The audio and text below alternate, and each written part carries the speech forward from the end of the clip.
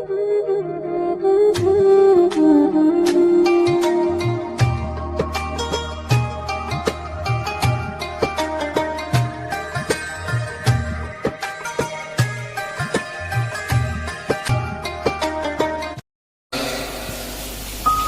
لله ذي الجلال وشارئ الحرام والحلال. اللهم صل على نور الأنوار وسر الأسرار وترياك الأخيار ومفتاح باب اليسر سيدنا ومولانا محمد المختار وآله الأطهار وأصحابه الأخيار عدد نعم الله وإفضاله. Amma ba'd. Yang saya cintai, yang saya muliakan, para alim ulama, para kiai, para asatid, para tokoh masyarakat, wabil khusus ketua DKM masjid, imam masjid, pengajar-pengajar di masjid, ketua panitia peringatan Maulid Nabi besar Muhammad beserta seluruh panitia, para tokoh masyarakat, para aparat pemerintah beserta seluruh hadirin dan hadirat, bapak-bapak, ibu-ibu, pemuda-pemudi umat baginda Nabi besar Muhammad sallallahu alaihi wasallam.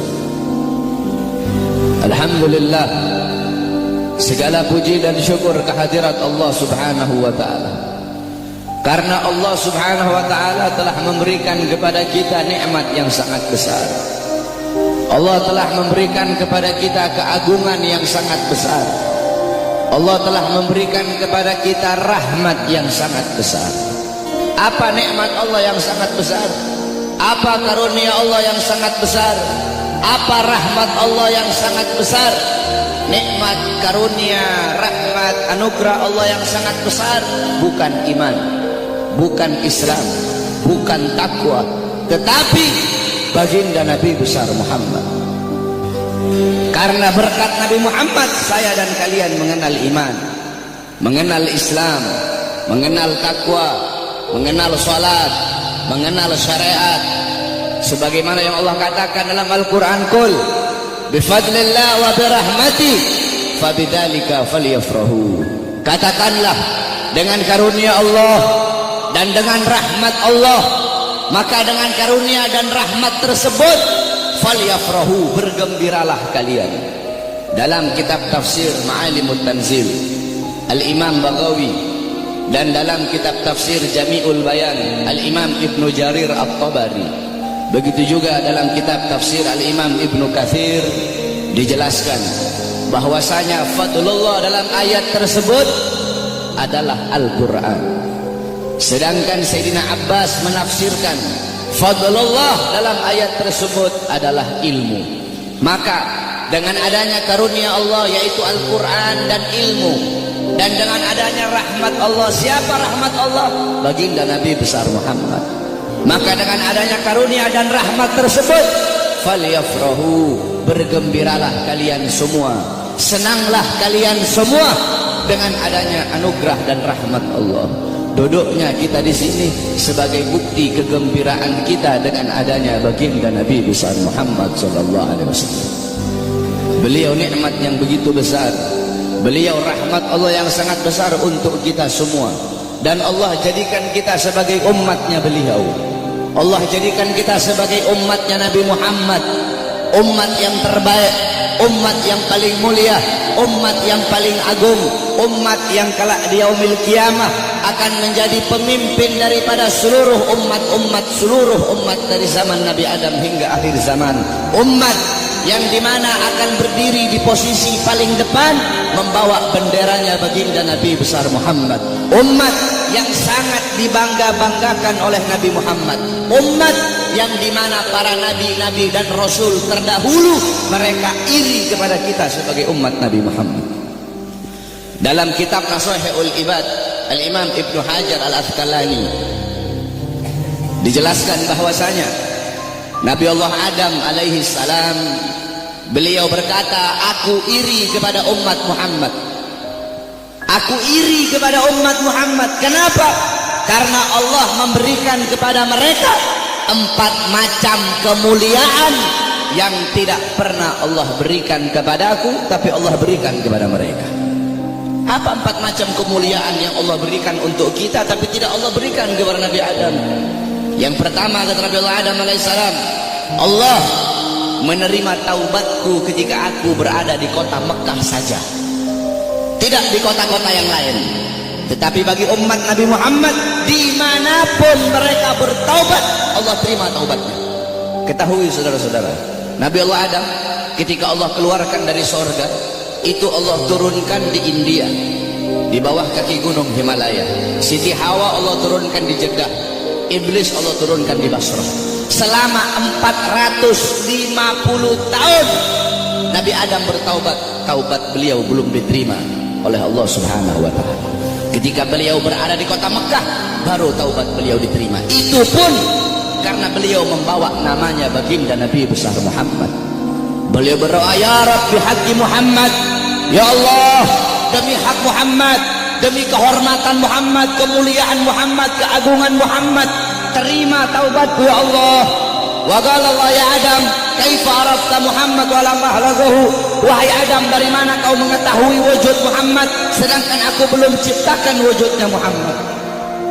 Qala Adam, ya Rabb, innaka lama khalaqtani rafa'tu ra'si wa ra'aitu ala qawaim al-arsh maktub la ilaha illallah Muhammadur Rasulullah.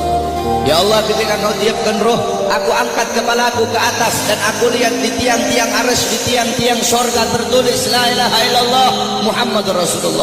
Dari situ aku tahu bahwasanya Muhammad bukan manusia biasa. Sebab tidak mungkin engkau akan meletakkan nama makhluk di samping namamu, kecuali pasti makhluk itu makhluk yang paling kau cintai ya Allah.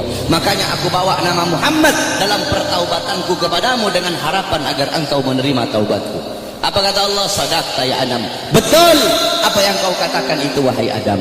Kalau engkau bermohon kepadaku dengan membawa nama Muhammad, ketahuilah telah aku ampuni dosamu wahai Adam. Walaula Muhammad ma khalaqtuka ya Adam, dan kalau bukan karena Muhammad, tidak akan aku ciptakan engkau wahai Adam. Allah menerima taubat Nabi Adam ketika beliau berada di kota Mekah. Apa kata Nabi Adam? Sedangkan bagi umat Muhammad, dimanapun mereka berada, saya dan kalian kalau mau bertobat dari dosa, tidak harus kita ke Mekah, saudara-saudara. Kita bertobat dimanapun tempatnya. Taubatan nasuha, menyesali perbuatan dosa, tidak mengulangi perbuatan dosa, itu taubat kita diterima oleh Allah. Sedangkan kata Nabi Adam, tapi aku hanya di kota Mekah, tidak di tempat yang lain. Sedangkan umat Muhammad dimanapun mereka bertaubat, Allah terima taubat mereka. Itu pertama, tidak pernah Allah kasih untukku, tapi Allah kasih untuk kita sebagai umat Muhammad. Yang kedua, kata Allah Adam, ketika aku berbuat salah, Allah pisahkan aku dengan istriku Hawa hanya karena satu kesalahan. Satu kesalahan aku perbuat, aku makan buah khuldi, Allah pisahkan aku dengan Hawa selama ratusan tahun. Tetapi bagi umat Muhammad, pagi, siang, sore, malam mereka bermaksiat, tidak Allah pisahkan mereka dengan anak dan istri mereka. Aku cuma satu kali Allah pisahkan aku dengan Hawa. Umat Muhammad ribuan kali, jutaan kali bermaksiat, tidak Allah pisahkan mereka dengan anak dan istri mereka. Yang ketiga, kata Allah Adam, aku berbuat salah dalam keadaan berpakaian, dalam keadaan tertutup auratku. Karena Allah murka, Allah lepaskan pakaianku sehingga terlihat auratku. Tetapi bagi Muhammad kebalik, mereka berbuat dosa dalam keadaan telanjang, tapi tetap Allah kasih mereka pakaian. Aku berbuat salah dalam keadaan berpakaian, Allah lepaskan. Umat Muhammad, mereka berbuat dosa dalam keadaan melepaskan pakaian, tapi tetap Allah kasih mereka pakaian. Yang keempat, kata Nabi Adam, aku berbuat salah di dalam sorga. Di dalam sorga aku berbuat salah, Allah murka, Allah keluarkan ke dunia. Umat Muhammad kebalik, mereka berbuat dosa di dunia, tapi kalau bertaubat, taubatnya diterima, mereka meninggal husnul khatimah, Allah masukkan mereka ke sorga. Kebalik, kata Nabi Adam, aku berbuat salah di sorga, Allah keluarkan ke dunia. Umat Muhammad berbuat dosa di dunia, Allah masukkan mereka ke sorga. Aku iri kepada umat Muhammad, sungguh aku ingin menjadi umat Muhammad, kata Nabi Allah Adam alaihissalam. Lihat bagaimana kemuliaan umat Nabi Muhammad. Nabi Musa alaihissalam ketika beliau naik ke Tur Sina, naik ke Bukit Sina, beliau berdoa, ya Allah, aku ingin melihat cahayamu, aku ingin melihat zatmu, aku ingin melihat wajahmu ya Allah. Apa kata Allah? Wahai Musa, kau tidak akan sanggup, kau tidak akan kuat untuk melihat cahayaku, wahai Musa. Ketahuilah, antara diriku dengan hamba-hambaku ditutupi dengan 70.000 hijab, 70.000 penghalang yang menutupi antara diriku dengan hamba-hambaku. Al-Imam Ghazali menjelaskan, penghalang Allah itu Allah ciptakan dari cahaya, dari air, dan dari kegelapan. Di dalam penghalang Allah ada suara gemuruh air, ada suara air yang sedang mengalir. Itu dalam penghalang Allah. Andaikan saya dan kalian manusia biasa, Allah perdengarkan telinga kita ini untuk bisa mendengar suara air yang ada dalam penghalang Allah, saking ketakutan hati kita ini akan copot dari badan, hati kita ini keluar sendiri dari badan, saking dahsyat penghalangnya Allah. Andaikan Allah buka satu penghalang, Allah perlihatkan kepada gunung, gunung akan hancur tenggelam, tidak akan muncul sampai datangnya hari kiamat. Apa kata Allah? Wahai Musa, 70.000 penghalang ini tidak akan aku buka untuk siapapun kecuali untuk Muhammad dan untuk umat Muhammad. Apa kata Nabi Allah Musa alaihissalam? Ya Allah, kalau begitu jadikanlah aku bagian daripada umat Muhammad. Nabi Musa ingin menjadi umat Nabi Muhammad. Bahkan diriwayatkan bahwasanya Sayyidina Syekh Abil Hasan Asyadzili, pengarang Hizbul Bahar, Hizbul Nasr, pengarang kitab Mafakhirul Aliyah, beliau pernah bermimpi, saudara-saudara. Ketika beliau bermimpi, dalam mimpinya beliau melihat ada Nabi Muhammad dan ada Nabi Musa sedang ngobrol. Nabi Musa bilang sama Rasulullah, wahai Muhammad, aku dengar engkau pernah berkata dalam sabdamu bahwasanya ulama ummati kal anbiya Bani Israel. Ulama dari golongan umatku itu bagaikan golongan nabi-nabi dari kalangan Bani Israel. Apakah betul wahai Muhammad? Apa kata Rasulullah? Ini dalam mimpinya Syekh Abil Hasan Asyadzili. Apa kata Rasulullah? Iya betul, ulama umatku itu kepintarannya, kepintarannya itu sama seperti kepintaran nabi-nabi dari kalangan Bani Israel. Kata Nabi Musa, coba seperti apa sih ulama umatmu itu? Aku pengen lihat coba. Nabi Muhammad memanggil Al-Imam Ghazali di dalam mimpinya Syekh Abil Hasan Asyadzili. Imam Ghazali dipanggil oleh Nabi Muhammad. Nabi Muhammad bilang, ini salah satu daripada ulama umatku yang aku banggakan. Akhirnya kata Nabi Musa, siapa namamu? Kata Imam Ghazali apa? Ana Muhammad bin Muhammad bin Muhammad. Kata Nabi Musa, stop. Wahai Rasulullah, ini kamu bilang pinter. Saya nanya siapa namanya? Dia jawab Muhammad bin Muhammad bin Muhammad. Kalau dia pinter cukup dia jawab Muhammad. Stop. Sudah. Nggak usah dia bilang Muhammad bin Muhammad. Saya nggak nanya nama bapaknya, saya nggak nanya nama kakeknya. Kalau dia pinter cukup dia jawab Muhammad. Udah, stop. Atau Muhammad Al-Ghazali dalam kitab Tabaqat Syafi'iyah, Al-Imam Ghazali. Ghazali itu adalah nisbat nama tempat kelahiran beliau. Tetapi ada juga ulama yang mengatakan Ghazali itu nisbat kepada pekerjaan keluarga beliau, yaitu tukang tenun, tukang sol. Nah, kata Nabi Musa, kalau kamu pinter cukup kamu jawab Muhammad, nggak usah kamu bilang Muhammad bin Muhammad bin Muhammad, kepanjangan. Apa kata Nabi Musa? Apa kata Imam Ghazali? Ya Rasulullah, izinkan aku untuk menjawab ya Rasulullah. Diizinkan oleh Rasul, dijawab oleh Imam Ghazali. Wahai Musa kalimullah, dulu Allah pernah nanya, wahai Musa, apa yang ada di tanganmu? Engkau bilang, ya Allah, ini tongkat. Tongkat ini untuk menyandar, untuk bersandar. Tongkat ini untuk memukul. Harusnya kalau kau pinter cukup kau jawab, ini tongkat. Nggak usah kau jawab tongkat ini untuk ini, untuk ini, untuk ini. Karena Allah nanya, apa yang ada di tanganmu? Allah tidak tanya untuk apa itu. Apa kata Nabi Musa? Karena aku ingin bercakap-cakap lama dengan Allah. Aku ingin punya waktu yang panjang dengan Allah untuk mengambil berkah. Apa kata Imam Ghazali? Begitupun aku jawab dengan jawaban yang panjang untuk bercakap-cakap lama denganmu agar mendapatkan keberkahan darimu yang pernah berbicara dengan Allah. Baru diakui oleh Nabi Musa kepintaran ulama daripada umatnya Nabi Muhammad sallallahu alaihi wasallam. Coba kau lihat dalam kitab Khasaisul Ummatul Muhammadiyah, dalam kitab keutamaan-keutamaan, kekhususan yang Allah kasih kepada umat Nabi Muhammad, umat terdahulu, saudara-saudara, kalau mereka berbuat dosa, Allah tidak segampang akan mengampuni dosa mereka. Bani Israel kalau mereka berbuat dosa, mereka harus cari jurang yang tinggi, loncat ke bawah sampai mati, baru diterima taubatnya oleh Allah. Kita tidak, Allah kasih kemudahan.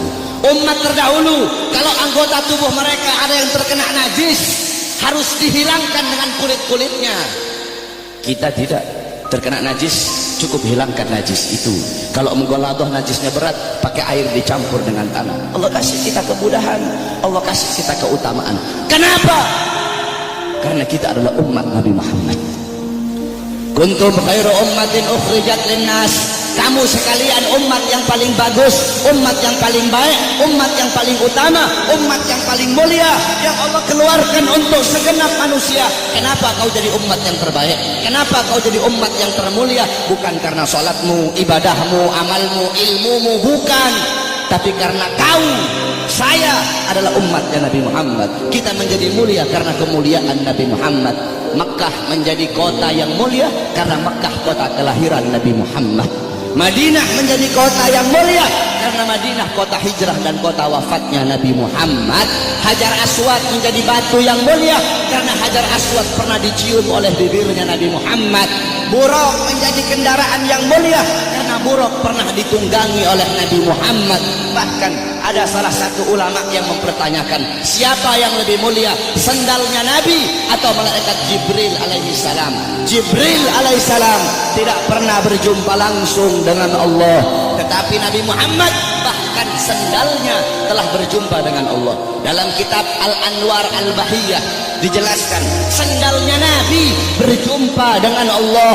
Kenapa sandal itu menjadi mulia? Sandal itu menjadi mulia karena dipakai oleh kaki yang mulia, kakinya baginda Nabi besar Muhammad.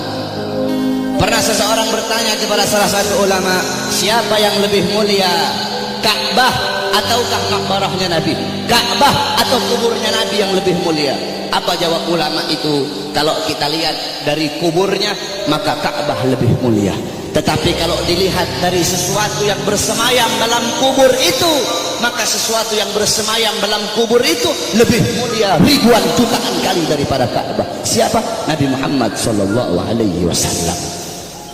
Kita menjadi mulia karena Nabi Muhammad. Ma madahtu Muhammadan bi qasidati walakin mudiha qasidati bi Muhammadin. Tidaklah aku memuji Nabi dengan syairku, aku tidak memuliakan Nabi dengan syairku, aku tidak mengagungkan Nabi dengan syairku, tetapi syairku yang menjadi mulia karena telah memuliakan Nabi Muhammad. Syairku yang menjadi agung karena telah mengagungkan Nabi Muhammad. Syairku yang menjadi terpuji karena telah memuji Nabi Muhammad.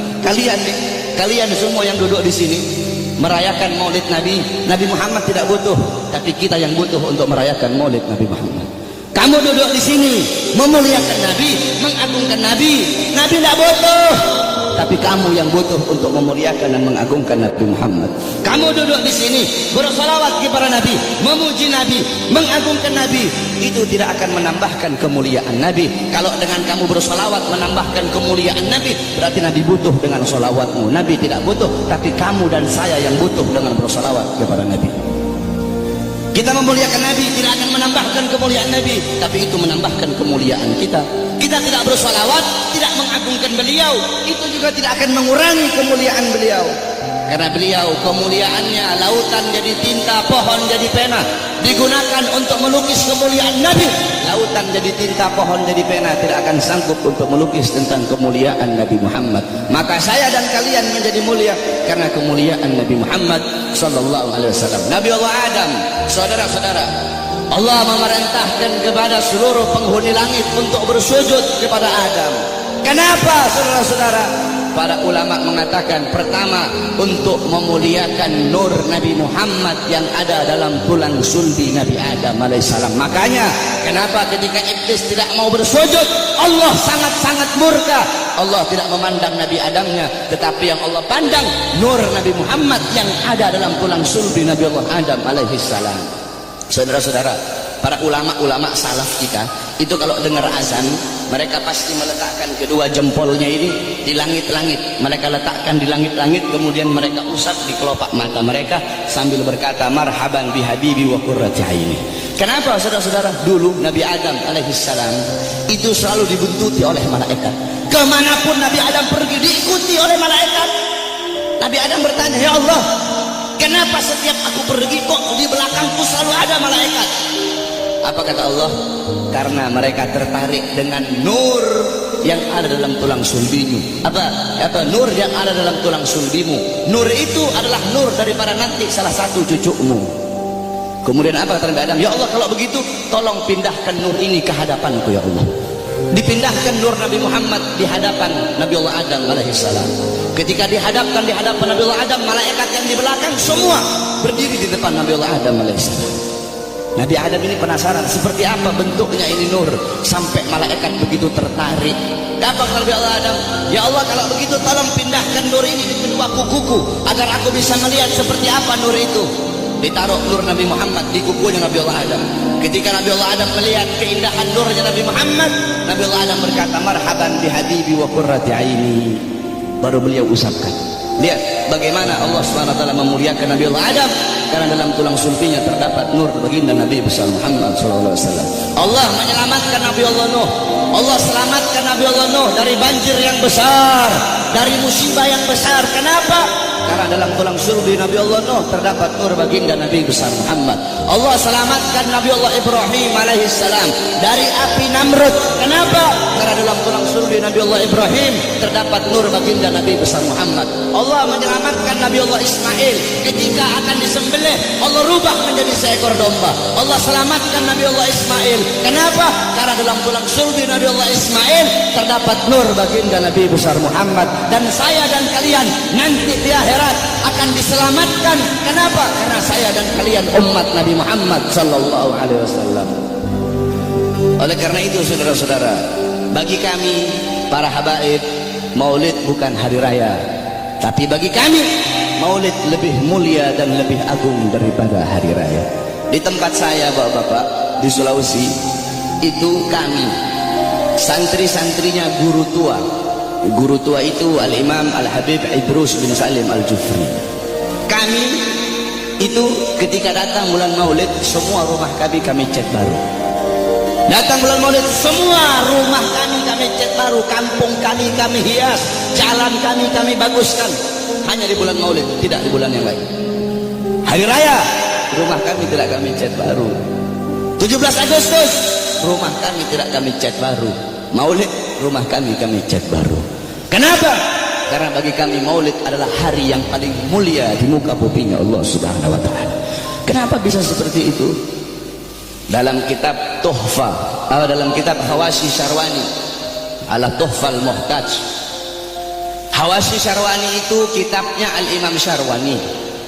Tuhfal Muhtaj itu kitabnya Imam Ibnu Hajar Al-Haytami, yang dimana Tuhfal Muhtaj adalah syarah daripada kitab Minhajut Talibin Al-Imam Nawawi. Jadi kalau ente orang belajar fikih, ada namanya matan, ada namanya syarah, ada namanya hawashi. Matan itu isi, syarah itu penjelasan daripada matan, hawashi penjelasan lebih rinci daripada syarah. Jadi matan diberi syarah, syarah diberi hawashi. Matannya itu Minhajut Talibin Imam Nawawi, disyarahkan oleh Imam Ibnu Hajar Al-Haytami, yaitu Tuhfal Muhtaj, syarah Minhaj. Tuhfal Muhtaj kemudian dijelaskan lagi oleh Al-Imam Syarwani yang diberi nama Hawashi Syarwani.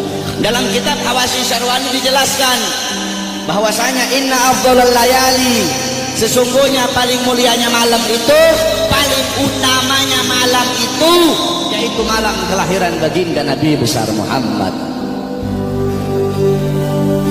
Setelah malam kelahiran Nabi baru malam Lailatul Qadar. Setelah malam Lailatul Qadar baru malam Isra. Setelah malam Isra, setelah malam Lailatul Qadar malam Jumat. Setelah malam Jumat baru malam Isra. Kenapa malam kelahiran Nabi menjadi malam yang paling mulia? Kenapa malam kelahiran Nabi menjadi malam yang paling agung? As-Sayyid Al-Habib Muhammad bin Alwi Al-Maliki, beliau mengutip perkataan daripada Imam Haramain Sayyid Amin Qutbi. Beliau berkata, Sayyid Amin Qutbi berkata, ya Lailatul Itsnin, madza safahat, wahai malam Senin, apa yang telah menyapamu? Wahai malam Senin, apa yang telah menyapamu? Kau begitu mulia, kau begitu agung, engkau begitu wangi, wahai malam Senin. Berawal hari-hari yang mulia dalam Islam, semua berawal darimu. Adanya Idul Fitri, adanya Idul Adha, adanya Ramadan, adanya Rajab, adanya Fathul Makkah, adanya kemenangan Perang Badar, adanya Lailatul Qadar, adanya hari Jumat, adanya malam Jumat, adanya 10 Muharram, semua berawal darimu, wahai malam Senin. Kenapa?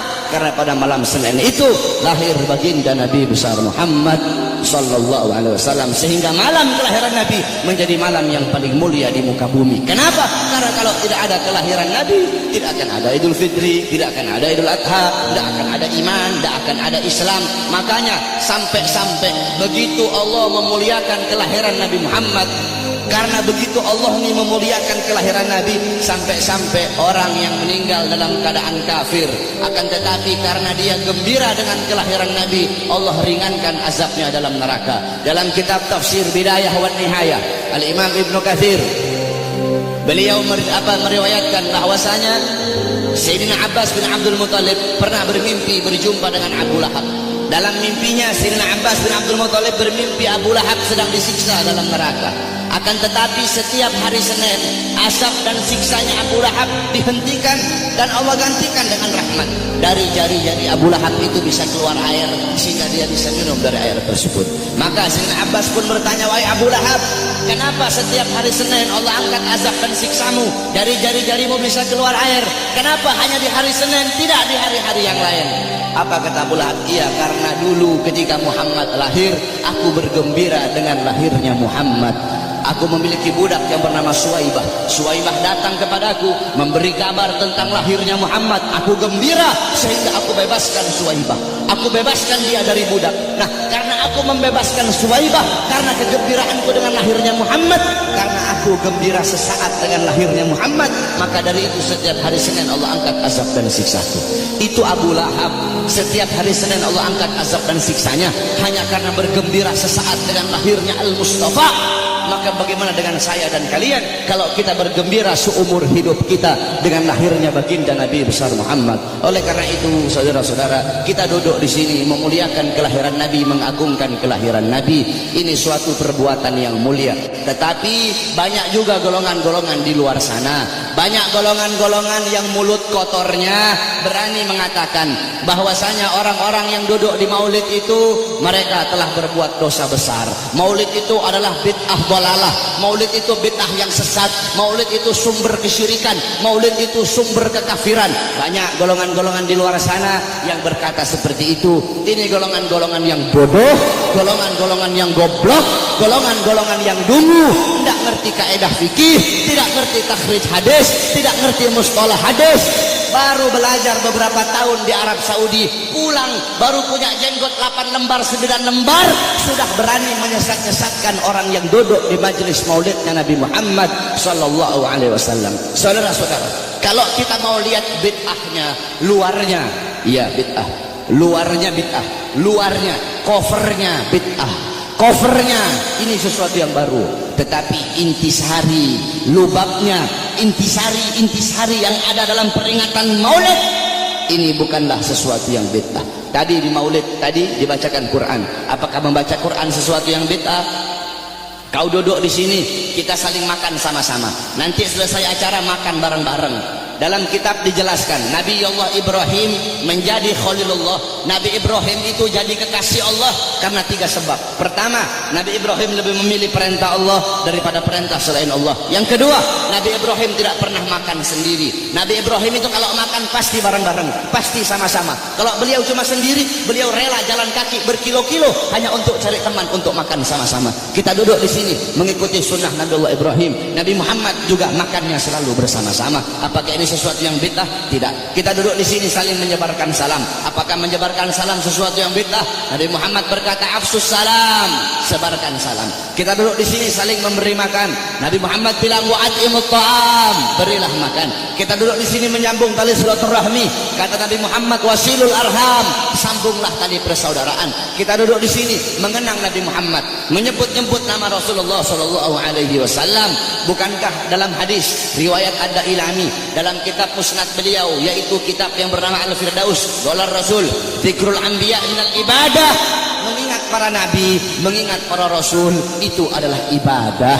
Zikrul sholihin minal kafarah, zikrul maut minal sadaqah, wa zikrul kubur yugarribukum minal jannah. Kata Nabi Muhammad, mengingat para nabi, mengingat para rasul, menyebut-nyebut nama mereka, itu adalah ibadah. Kita duduk di sini menyebut Nabi Muhammad, mengingat Nabi Muhammad, mengenang Nabi Muhammad, membaca sirah beliau, tarikh beliau, agar bisa mengambil iktibar, mengambil pelajaran dari kisah hidup beliau. Apakah ini sesuatu yang bid'ah? Tidak. Kita duduk di sini bersolawat kepada Nabi Muhammad. Bukankah Allah berkata, innallaha wa malaikatahu yusholluna 'alan nabi ya ayyuhalladzina amanu shollu 'alaihi wa sallimu taslima. Apakah salawat sesuatu yang bid'ah? Tidak. Kita duduk di sini menuntut ilmu. Saya dan kalian duduk di sini untuk menuntut ilmunya Allah. Menuntut ilmu fardhatun. Menuntut ilmu hukumnya sangat-sangat wajib. Dalam kaidah dijelaskan, amrun bi syai' amrun bi wasailihi. Perintah terhadap sesuatu, maka perintah juga terhadap sarana atau prasyarat bagi orang-orang untuk melakukan sesuatu yang diperintahkan tersebut. Kalau seumpama naik ke atas ini wajib, maka yang mendorong kita untuk naik ke atas itu pun hukumnya wajib. Naik ke atas hukumnya wajib. Yang dorong ente naik ke atas apa? Tangga, maka tangga juga hukumnya wajib. Kalau ente naik ke atas hukumnya sunnah, maka tangga juga hukumnya jadi sunnah. Saudara-saudara, beli baju, membeli baju hukumnya apa? Mubah. Beli baju hukumnya mubah. Menutup aurat hukumnya wajib. Menutup aurat hukumnya wajib. Kamu sedang keluar dari rumah, tiba-tiba bajumu lepas, bajumu sobek atau bajumu lepas, kelihatan kamu punya aurat, kelihatan kamu punya aurat. Membeli baju hukumnya mubah, tapi ketika itu berubah menjadi wajib. Kenapa? Karena baju salah satunya yang menjadi syarat bagimu untuk bisa tutup kau punya aurat, sedangkan nutup aurat hukumnya wajib. Bersiwak hukumnya apa? Sunnah. Bikin kantong baju hukumnya apa? Bikin kantong baju hukumnya mubah. Bersiwak hukumnya sunnah. Bikin kantong baju hukumnya mubah. Kamu mau keluar rumah, kantong apa? Bajumu tidak punya kantong, bajumu tidak punya kantong. Kalau tidak ada kantong tidak bisa kamu bawa, kamu punya siwak. Sedangkan bersiwak hukumnya sunnah. Bikin kantong baju hukumnya mubah. Ketika itu berubah, bikin kantong baju hukumnya jadi sunnah. Kenapa? Karena kantong baju yang jadi syarat bagimu untuk bisa bawa, kau punya siwak. Nah, menuntut ilmu hukumnya wajib, saudara-saudara. Maka ketika maulid menjadikan dirimu, mendorong dirimu untuk menuntut ilmu, maka ketika itu maulid pun hukumnya berubah menjadi wajib. Kalau maulid mendorong engkau untuk sedekah, sedekah hukumnya sunnah, maka maulid juga hukumnya menjadi sunnah. Bersolawat hukumnya sunnah, maka ketika itu maulid mendorong kau untuk bersolawat, maka maulid juga hukumnya menjadi sunnah. Oleh karena itu, nanti wasiat saya, kalau nanti ada yang nanya kepada kalian semua, kenapa kamu merayakan maulid Nabi Muhammad? Jawab, saya merayakan maulid Nabi untuk memuliakan dan mengagungkan kelahiran Nabi. Siapa yang suruh memuliakan kelahiran Nabi? Siapa yang suruh mengagungkan kelahiran Nabi? Yang suruh adalah Allah. Ayat tadi itu, qul bi fadlillah wa bi rahmati fa bidzalika falyafrahu. Katakanlah dengan anugerah dan rahmat Allah, dengan rahmat itu falyafrahu, gembira kalian, senanglah kalian dengan adanya karunia dan rahmat Allah Subhanahu wa taala. Saudara-saudara, ada beberapa ibadah yang sengaja dikaitkan dengan sejarah. Contohnya haji. Haji itu ibadah wajib, sengaja dikaitkan dengan sejarah Nabi Allah Ibrahim, mulai dari wukuf, tawaf, sa'i, melempar jumrah, sehingga ibadah haji menjadi ibadah wajib. Berpuasa pada tanggal 10 Muharram. Berpuasa pada tanggal 10 Muharram itu sengaja dikaitkan dengan sejarah Nabi Musa alaihi salam. Ketika Rasulullah nanya sama Yahudi Madinah, kenapa kalian berpuasa pada tanggal 10 Muharram? Kata Yahudi Madinah, karena kami bersyukur atas selamatnya Nabi Musa dari kejaran tentara Fir'aun. Apa kata Rasulullah? Nahnu ahaqqu bi Musa minkum. Kami lebih berhak atas Musa daripada kalian.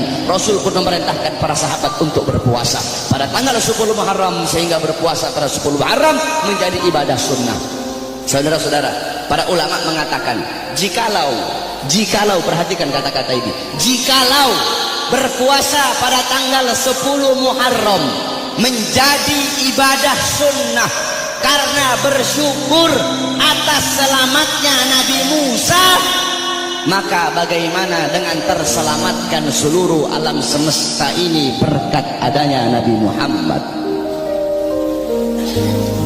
Selamat Nabi Musa, kalian bersyukur dengan berpuasa di tanggal 10 Muharram. Maka bagaimana dengan terselamatkan seluruh alam semesta berkat Nabi Muhammad sallallahu alaihi wasallam. Saudara-saudara, kita ini udah telat. Saya dan kalian udah telat, saudara-saudara. Yang pertama kali memuliakan kelahiran Nabi, yang pertama kali mengagungkan kelahiran Nabi adalah Allah Subhanahu wa taala. Tetapi Allah punya cara lain. Cara Allah tidak sama dengan cara kita. Cara kita memuliakan hari kelahiran Nabi, duduk di sini undang para ulama, para habaib, para kiai, minta nasihat dari beliau-beliau, bersolawat, baca maulid. Itu cara kita. Tapi Allah punya cara sendiri. Bagaimana cara Allah memuliakan kelahiran Nabi? Yang pertama kali memuliakan kelahiran Nabi itu Allah, bukan manusia, bukan malaikat, Allah Subhanahu wa taala. Bagaimana caranya Allah memuliakan kelahiran Nabi? Dalam kitab Qisasul Anbiya dijelaskan. Kita semua tahu Nabi Muhammad lahir pada hari Senin, pada tanggal 12 Rabiul Awal, pada tahun gajah, amal fil. Wa summiya ama wiladati amal fil. Dinamakan tahun kelahiran beliau itu tahun gajah, li'anna malikal Habasyah, karena raja Habasyah mengutus tentara-tentara yang menaiki gajah yang besar. Untuk apa? Lihadmil Ka'bah, untuk merusak Ka'bah, untuk menghancurkan Ka'bah. Tapi Allah punya rencana lain. Allah mengutus burung ababil dari neraka Sijil. Satu ekor burung bawa 2 buah batu, 3 buah batu. 1 batu di mulutnya, 2 batu ditaruh di kakinya. Dengan izin Allah itu burung terbang. Allah perintahkan untuk melemparkan itu batu di atas kepala tentara gajah. Ketika itu batu jatuh di atas kepala tentara gajah, tembus sampai ke kaki, saudara-saudara. Allah hancurkan pasukan gajah. Kenapa Allah hancurkan pasukan gajah? Ikraman, untuk memuliakan dan mengagungkan kelahiran baginda Nabi besar Muhammad sallallahu alaihi wasallam. Padahal bagi Allah tidak mustahil. Kalau Allah mau hancurkan pasukan gajah sebelum mereka nyerang, bisa Allah hancurkan. Tapi kenapa Allah hancurkan ketika mereka menyerang Ka'bah? Untuk memuliakan kelahiran dan keagungan, untuk mengagungkan kelahiran baginda Nabi besar Muhammad. Siapa saudara-saudara yang merobohkan istana Romawi? Ketika Nabi Muhammad lahir, istana Romawi roboh. Siapa yang robohkan? Allah. Kenapa Allah robohkan istana Romawi di hari lahirnya Nabi? Padahal tidak mustahil. Kalau Allah mau robohkan sebelum Nabi Muhammad lahir, bisa bagi Allah. Allah merobohkan sebelum Nabi Muhammad lahir, bisa. Tapi kenapa Allah robohkan di hari lahirnya Nabi? Ikraman, untuk memuliakan dan mengagungkan kelahiran baginda Nabi besar Muhammad. Siapa yang memadamkan api Majusi, api yang selama ribuan tahun tidak pernah padam? Nabi Muhammad lahir, api Majusi menjadi padam. Siapa yang memadamkan? Allah. Kenapa Allah padamkan api Majusi di hari lahirnya Nabi? Kok tidak di hari-hari sebelumnya? Padahal tidak mustahil bagi Allah untuk memadamkan api Majusi sebelum Nabi Muhammad lahir, bisa. Tapi kenapa di lahirnya hari Nabi Muhammad? Ikraman, untuk memuliakan dan mengagungkan kelahiran Nabi Muhammad. Oleh karena itu Allah saja memuliakan kelahiran Nabi, Allah saja mengagungkan kelahiran Nabi.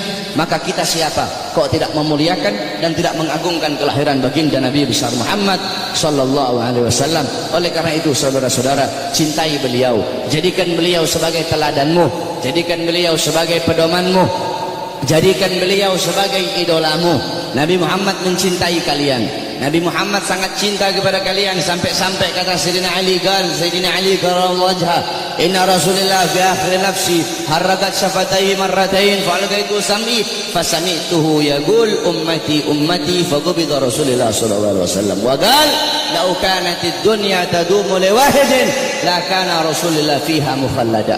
Apa kata Sayyidina Ali pada saat detik-detik terakhir nafasnya Nabi Muhammad? Aku melihat beliau menggerakkan bibirnya dengan 2 kali gerakan. Aku dekatkan telingaku, aku mendengar beliau berkata, ummati ummati, faqabida Rasul, dan meninggal Nabi Muhammad. Apa kata Sayyidina Ali? Lau kanatid dunya tadumu li wahidin la kana Rasulullah fiha mukhallada. Andaikan bisa satu wujud hidup abadi di muka bumi, yang paling pantas itu cuma Nabi Muhammad. Saking mulianya Nabi besar Muhammad sallallahu alaihi wasallam. Nabi Muhammad mengorbankan nyawanya, mengorbankan jiwanya untuk siapa? Untuk kalian sebagai umat. Nabi Muhammad, beliau pipi beliau tertusuk tulang sampai tembus ke sebelah. Demi siapa? Demi kalian sebagai umat. Nabi Muhammad gigi gerahamnya patah, gigi gerahamnya Nabi patah. Demi siapa? Demi kalian sebagai umat. Sampai-sampai Uwais Al-Qarni yang berada di Yaman, Uwais Al-Qarni tidak pernah berjumpa dengan Nabi, tapi ketika Uwais Al-Qarni mendengar Nabi Muhammad gigi gerahamnya patah, Uwais Al-Qarni ambil benda tumpul, dia pukulkan di pipinya agar gigi-gigi gerahamnya patah. Kenapa? Dia ingin merasakan apa yang dirasakan oleh Nabi Muhammad SAW. Nabi Muhammad mukanya dilempar dengan kotoran onta, dilempar batu sampai dahinya berdarah. Ketika dahi beliau berdarah, beliau tampung darah itu agar tidak jatuh di atas tanah. Kenapa? Karena kalau darah beliau jatuh di atas tanah, Allah akan tenggelamkan orang-orang yang melempari beliau. Apa kata beliau? Mereka adalah umatku, mereka belum diberi hidayah oleh Allah Subhanahu wa ta'ala. Nabi Muhammad berjuang untuk siapa? Untuk kalian semua sebagai umat. Agar apa? Agar apa? Agar iman sampai. Agar apa? Agar Islam sampai. Agar apa? Agar masjid sampai. Agar apa? Agar ulama sampai. Agar apa? Agar kiai sampai kepada kalian. Agar ilmu agama sampai. Agar tauhid sampai. Agar syariat sampai. Agar seluruh ilmu-ilmu itu sampai kepada kalian. Tetapi setelah itu semua sampai, malah kalian sia-siakan. Setelah sholat sampai, malah kalian belakangi. Setelah takwa sampai, malah kalian campakkan. Setelah syariat sampai, malah kalian campakkan. Kalian mengambil budaya barat, kalian mengambil orang-orang barat sebagai teladan kalian, sebagai pedoman kalian, sebagai pedoman anak-anak kalian. Kalian tinggalkan Nabi Muhammad SAW. Mulutmu mengaku umat Nabi, saya umat Nabi, saya umat Islam, tapi kau tidak sholat. Saya umat Nabi, tapi masjidmu sepi. Saya umat Nabi, tapi kedua matamu memandang hal-hal yang haram.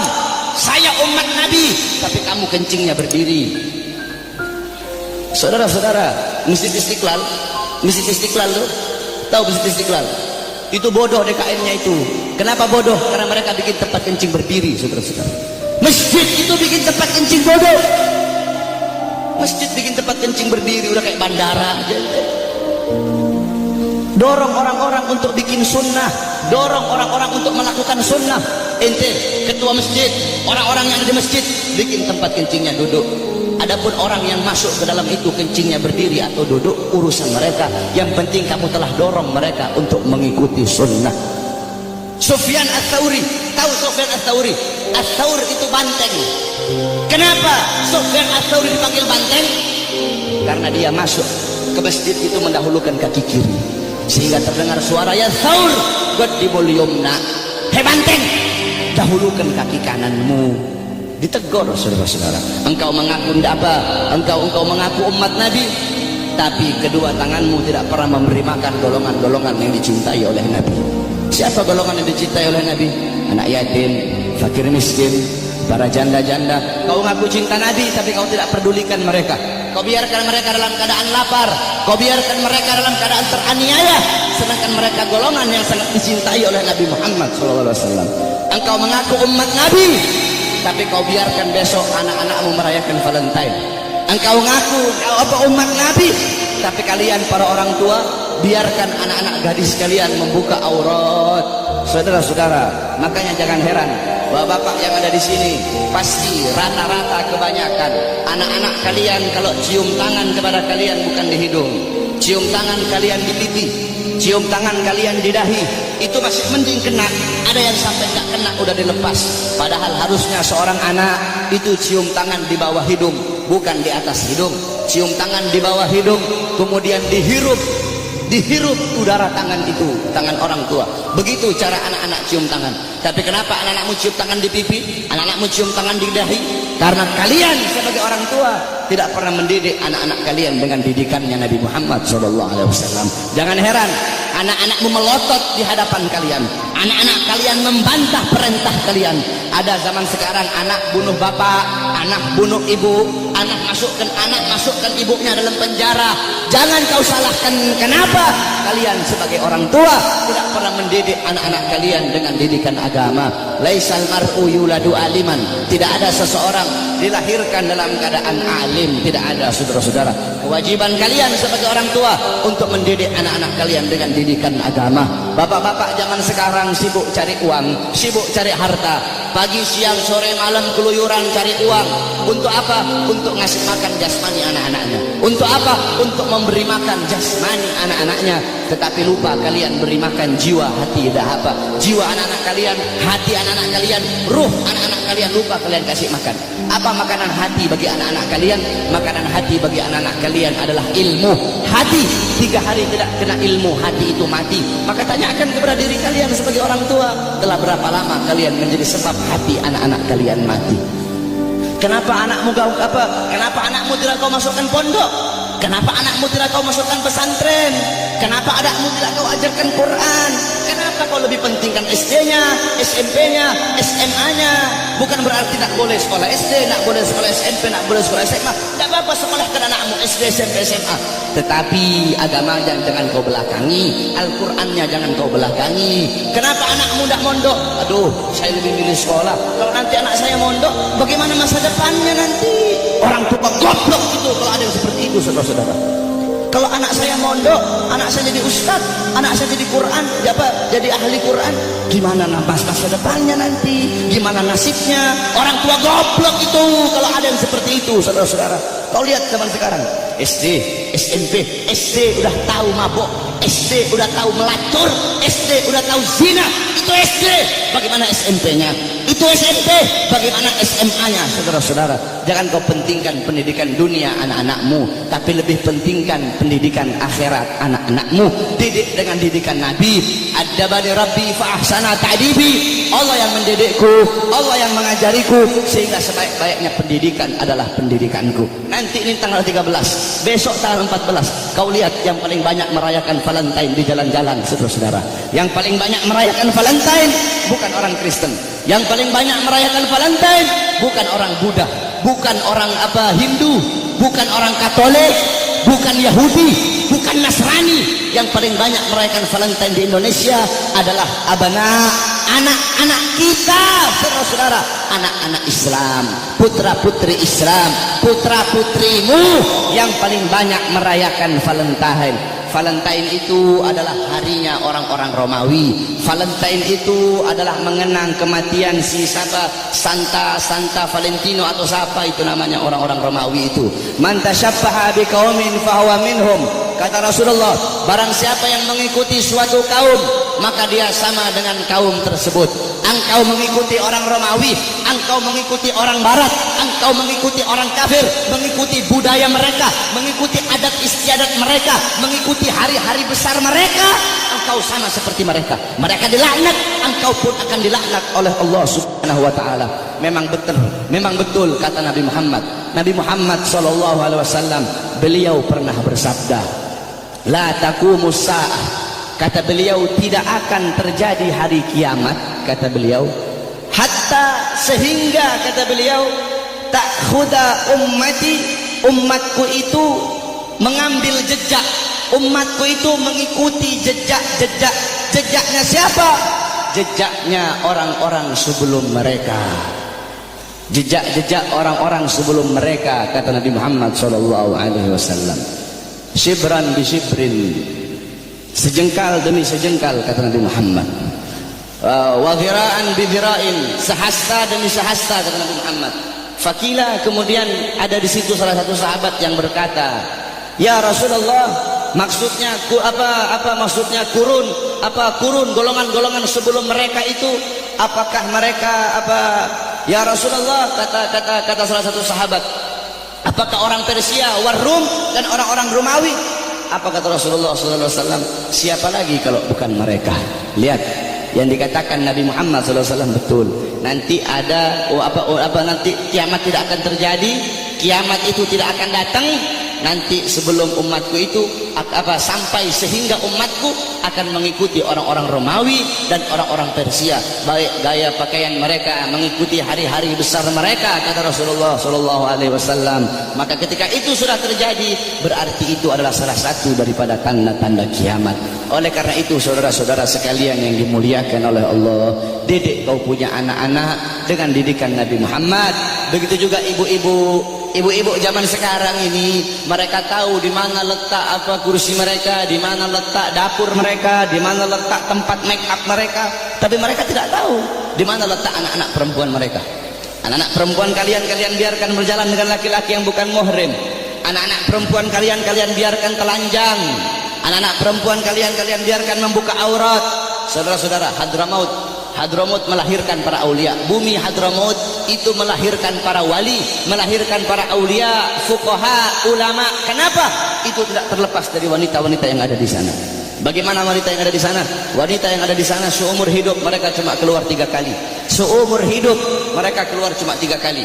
Pertama, ketika mereka masih kecil, keluar bersama bapaknya. Kedua, ketika mereka sudah menikah, keluar, diambil oleh suaminya, keluar dari rumahnya. Ketiga, ketika mereka mati, keluar, diantar ke kuburnya. Itu seumur hidup 3 kali mereka keluar rumah. Makanya jangan heran kenapa wanita-wanita di sana melahirkan wali-wali, melahirkan orang-orang soleh, melahirkan wali songo yang datang bawa Islam ke Indonesia, berasal dari sana. Kenapa? Itu tidak terlepas dari kesolehan, ketaatan, kezuhudan wanita-wanita yang ada di sana. Oleh karena itu para wanita-wanita, para istri-istri, ibu-ibu, jadikan Sayyidatuna Fatimah, Sayyidatuna Khadijah, Sayyidatuna Aisyah, Ummu Salamah, Ummu Aiman, Ummu Sulaim, Siti Khansa, Siti Mutiyah, wanita-wanita di zaman Nabi, wanita-wanita mulia.